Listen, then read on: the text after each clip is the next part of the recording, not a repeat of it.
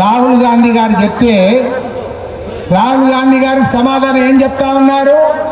రాహుల్ గాంధీ గారు ఎన్నికల కమిషన్ దగ్గరికి రావాలి, చేతులు కట్టుకొని నిలబడాలి, మాకు అఫిడవిట్ ఇవ్వాలి, ప్రమాణం చేయాలి అని అంటారు. నేను ఎన్నికల కమిషన్ అంటా ఉన్నా, ఒరే వెధవల్లారా, మీకేమన్నా తెలివి ఉందా అని నేను అడుగుతాను.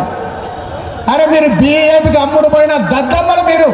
ఒక ప్రతిపక్ష నాయకుడు, ఒక దారిన పోయే దానయ్య కాదు, లోక్సభలో ప్రతిపక్ష నాయకుడు ఓపెన్గా చెప్తే దేశవ్యాప్తంగా అన్ని చోట్ల కూడా చర్చ జరిగితే ప్రజాస్వామ్యాన్ని పాతి పెడతా ఉన్నారు.